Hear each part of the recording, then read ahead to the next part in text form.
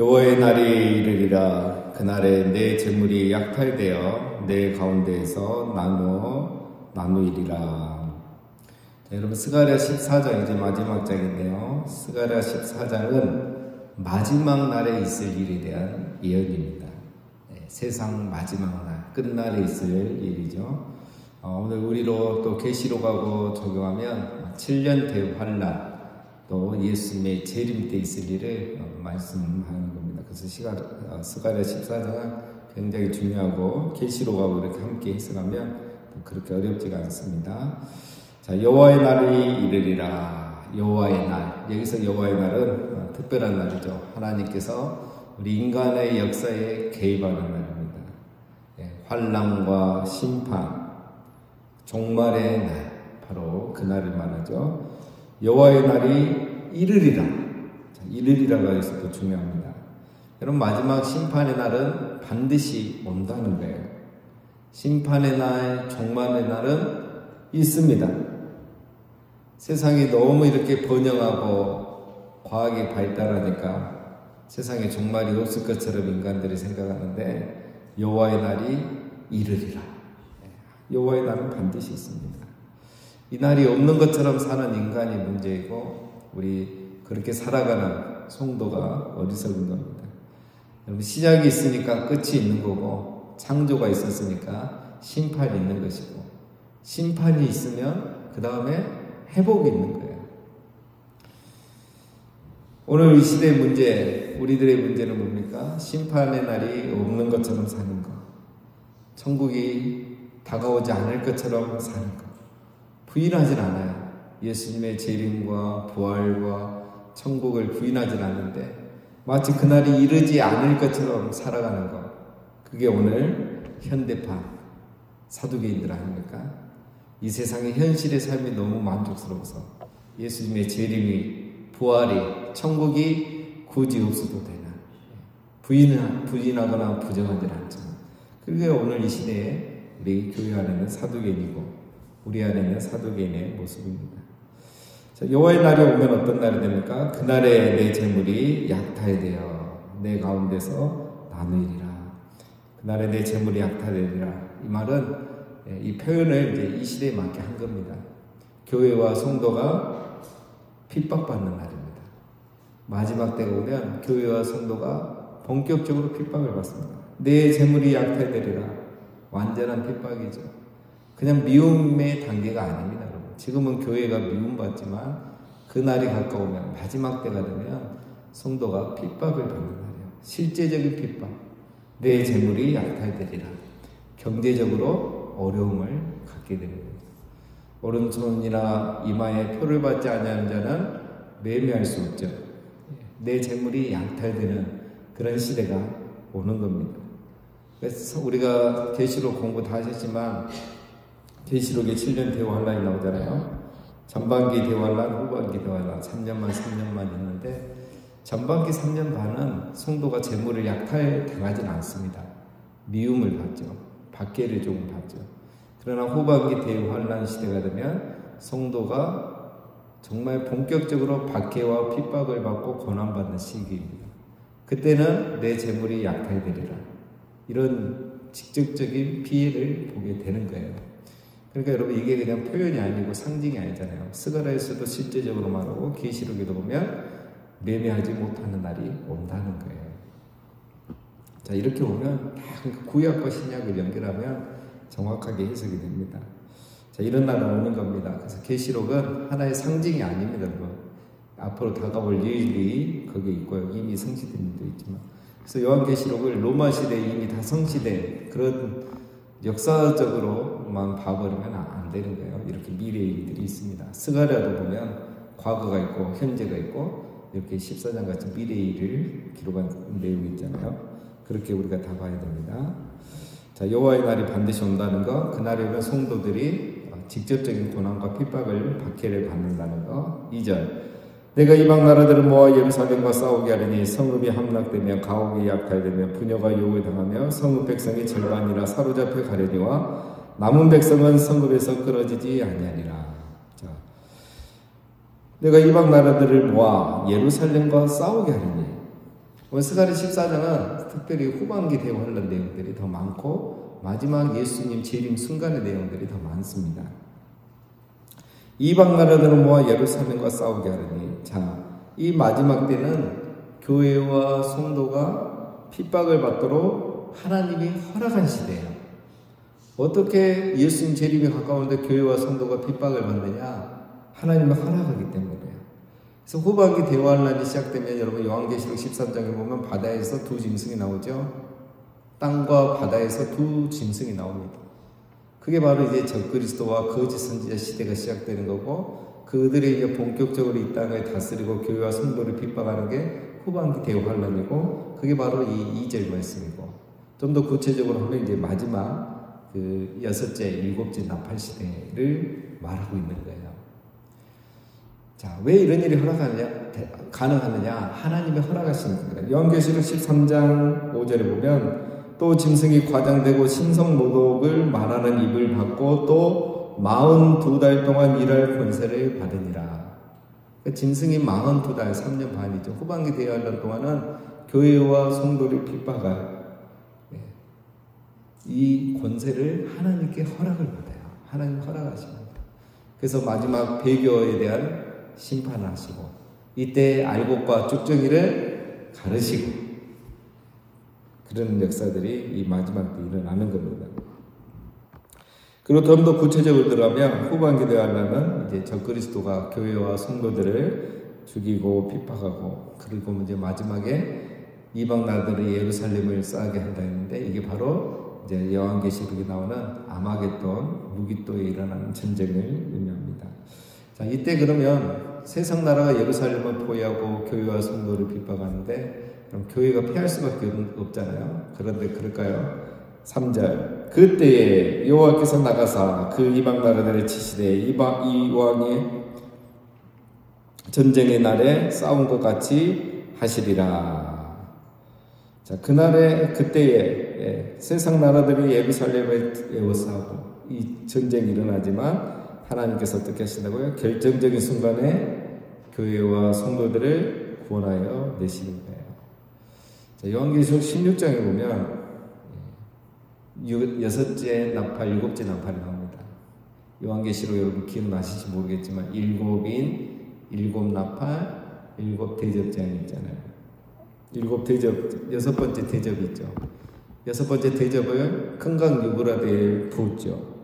큰강 유브라데 소돔에 강물이 마르고 동방에서 오는 왕들의 길이 예비되었더라 해서 우리가 아는 그 아마겟돈 전쟁이 시작이 됩니다. 우리가 이제 아마겟돈 전쟁 이러면 어마어마한 전쟁이고 굉장히 크고 오래 할 전쟁 같은데, 사실 그렇지 않아요. 요한계시록 보면 이게 이렇게 전쟁이 분위기가 조성되고 막 시작하려고 조금씩 하다 보면 일곱 번째 대접이 땅에 부어지면서 큰 지진이 나고 예수님이 그때 재림하신 거예요. 그러니까 이 3절 보면 그때 여호와께서 나가사, 이 아마겟돈 전쟁이 한참 일어나서 이제 교회와 이 세상이 예루살렘이 끝날 것 같은 그 순간에 일곱 번째 대접에 부어서 큰 지진이 나고, 오늘 나옵니다. 본문에 예수님이 재림함으로 이 모든 게 끝이 나요. 그러면서 어린 양 혼인잔치가 이제 이어지는 거죠. 예수님께서 재림하심으로, 하나님께서 나가사 이렇게 표현이 됐죠. 예수님께서 재림하심으로 교회와 성도를, 예루살렘을 핍박하는 세력들을 다 심판하신다. 4절, 그날에 그의 발이 예루살렘 앞 곧 동쪽 감난산에 서실 것이요 감난산은 그 한가운데가 동서로 갈라져서 매우 큰 골짜기가 되어 산 절반은 북으로 절반은 남으로 옮기고, 그날은 예수 그리스도의 재림의 날을 말합니다.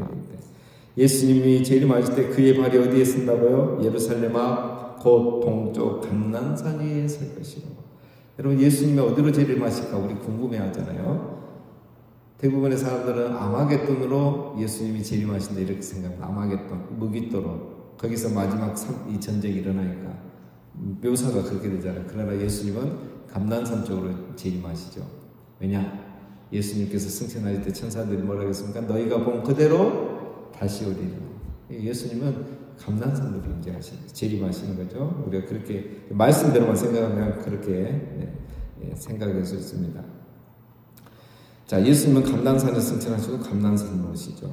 이때 예수님 재림하실 때 무슨 일이 생깁니까? 감난산이 그 한가운데서 동서로 갈라져 매우 큰 골짜기가 돼요. 산이 두 개로 이렇게 나눠진다는 거예요.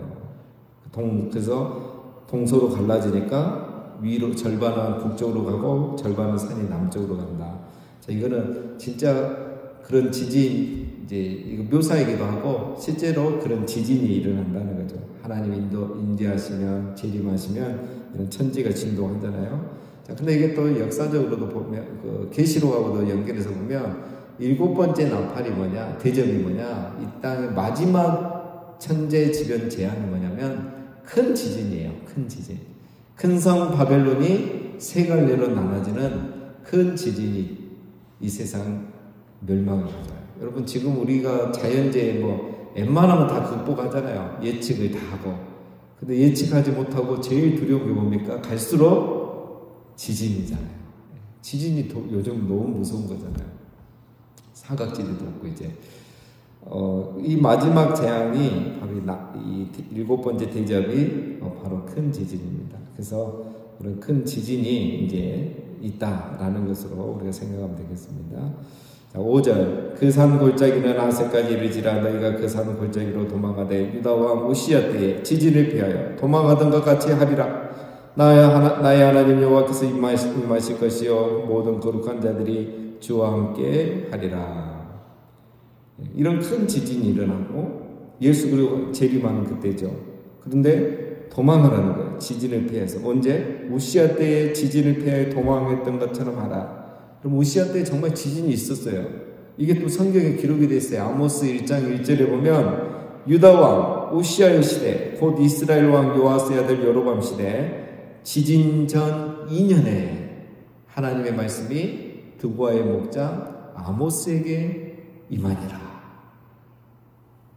지진이 일어나기 2년 전에, 우시야 시대 2년, 지진이 있기 2년 전에 하나님 말씀이 아모스에게, 이게 또 성경에 기록이 되어 있네요. 하나님 아모스가 이 영감을 받았는지 이걸 또 기록을 해놨어요.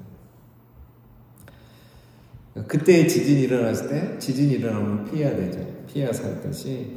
자, 그러면 예수님이 재림하실 때 골짜기로 피하고 어디로 피하면 살아남을 수 있느냐? 그건 아니죠. 제가 봤을 때. 이 큰 지진이 일어났는데 어디로 피한대 그게 살겠습니까? 이거는 뭐냐면 피하는 말은, 골짜기로 피하는 말은 그때의 성도들은 하나님이, 예수님이 다 지켜주신다는 거예요. 홍해가 갈라졌을 때 어디로 피해야 살 수 있었습니까? 그 홍해 사이, 그 물 사이 골짜기가 같죠. 그곳으로 피하는 자들은 하나님이 자기 백성은 지켜주셨잖아요. 이 말은 이때 하나님께서 그의 백성들은 다 지켜주신다는 거예요. 어떻게 해요? 나의 하나님이 여호와께서 임하실 것이요. 마지막 때에 자기 백성, 믿음을 지킨 성도들은 하나님이 다 지켜주십니다. 그래서 걱정할 거 없어요. 계시록 보면 막 무서워 보이는데 사실 그렇지 않습니다. 가면 갈수록 희망이 보여요. 왜? 믿음을 지키고 죽음도 각오하고 믿음을 지켰더니 예수님이 재림하시면서 자기 백성을 다 지켜내시는 거예요. 살려내시는 거예요. 그 백성들이 다 어디 있느냐? 요한계시록 7장과 14장에 보니까 하늘에서 하나님을 예배하고 있는 거예요. 그래서 7장과 14장은 미리 보여주는 겁니다. 성도들이 결국에는 이렇게 다 구원받아서 천국에 가 있다. 여기서 죽어버리고 끝나버리고 없으면 어떻게 되겠습니까? 천국에 성도들이 없어야 되잖아요. 그러니까 7장과 14장에서 미리 천국을 보여준 겁니다. 너희가 아무리 환란이 있고 핍박이 있어도 봐라. 죽더라도 성도는 천국에 가고 살아서 견디면 예수님 재림하셔서 구원하신다. 다 천국에 가 있지 않느냐. 이걸 미리 보여주는 게 7장과 14장. 천국의 모습입니다. 자, 6절. 자, 6절. 그날에는 빛이 없겠고 광명한 것들이 떠날 것이라. 예수 그리스도가 재림하는 그날 심판의 날에는 빛이 없다. 이게 무슨 말이냐? 회개의 기회가 없다는 거예요. 은혜의 빛, 구원의 빛은 그때는 비치지 않습니다. 우리가 계시록에서 했지만 여러분, 후반기 대환란 시대는 회개하는 자가 없었잖아요. 회개하는 사람이 없습니다. 오히려 환란이 더 심한데 하나님을 비방해요. 교회를 더 핍박해요. 그때는 전도가 안 되는 시대입니다. 은혜가 없어요. 그래서 예수 그리스도의 재림 때는 빛이 없습니다. 광명한 것들이 떠날 것이다. 은혜가 없는 시대입니다.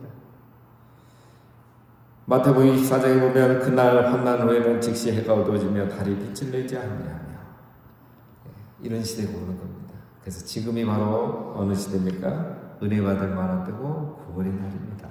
그래서 우리가 전도하는 거예요. 이때가 되면 전도도 안 되는 거예요. 7절 여호와의 하시는 한 날이 있으리니 낮도 아니요 밤도 아니라 어두워갈 때에 빛이 있으리로다. 여호와의 하시는 한 날이 있으리니 하나님이 정하시고 하나님만이 하시는 한 날이 있습니다. 그게 바로 세상 마지막 날 예수 그리스도의 재림이다. 주여 이스라엘을 회복하시는 이때니까 그거는 너희의 할 바 아니에요. 그죠? 제자들이 예수님께 물었을 때 뭐라 합니까? 그것은 오직 아버지께서만 아시라니. 여기 나오잖아요. 여호와께 아시는 한 날. 그날이 바로 세상 재림, 예수님의 재림의 날, 심판의 날이에요. 하나님만이 아시는 겁니다. 그날은 낮도 아니요. 낮도 아니요. 이 말은 낮은 뭐죠? 우리가 일하는 날, 봉사하는 날, 전도하는 날이잖아요. 구원받는 날이잖아요. 낮이 아니란 말은 주님이 가까워 임재하시는 그날, 임재가 가까운 후반기 대환란 3년 반은 낮이 아닙니다. 복음이 전해지지 않고 믿지 않아요. 밤도 아니라 이 말은 또 뭐냐? 낮도 아닌데 밤도 아니라. 밤은 밤이지만 여기서 말하는 것은 그 요한계시록 보면 이제 성도들을 괴롭히고 교회를 핍박하고 막 하지만 모든 성도를 다 죽이지 못해요. 왜냐하면 성도들이 마태복음 24장 25장에 있는 말씀처럼 예수님 뭐라고 했죠? 그날이 오면 산으로 피하라 했잖아요. 산으로 도망가라 했죠. 지혜로운 성도 말씀을 다 알고 깨어있는 성도들이 많이 숨어요. 엘리야 시대에 7,000명의 숨은 선지자가 있었듯이 다 곳곳에 흩어져서 자기 믿음을 지키고 교회로는 못 모이지만 또 지하에서 모이고 가정에서 모여서 예배를 드리면서 다 숨었어요. 그거 다 못 잡아내죠. 못 찾아내죠. 그래서 밤은 밤인데 또 밤이 아니에요. 왜? 아직 성도들이 살아있고 예배가 살아있거든요. 곳곳에. 그런데 뭐라고 합니까? 어두워갈 때 빛이 있으리로다. 이런 표현 하나라고 너무 멋지지 않습니까? 어두워갈 때 빛이 있으리라. 밤이 확 깊어지고 정말 캄캄하고 나면 동쪽에서 해가 새벽명이 다 동이 타오르잖아요. 가장 이제 힘들고 우리는 끝났구나 죽었구나 이 3년을 다 버틸 때 그때 빛이 임하는 거야. 예수 그리스도의 재림이 있는 거야. 가장 어두워질 때 이제는 끝났다고 생각할 때 예수님이 재림하시는 거예요. 그래서 예수님도 말씀하셨죠. 그날을 감하지 아니하면 구원 얻을 자가 없다고.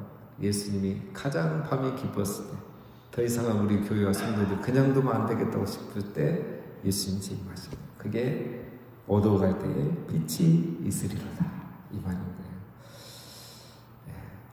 그래서 성도는 결국 실패하지 않습니다. 여러분, 우리가 교회가 끝날 것 같고 성도가 끝날 것 같고 실패할 것 같지만 아니에요. 어두워갈 때에 빛이 있으리로다 이 말씀을 기억하시면 됩니다.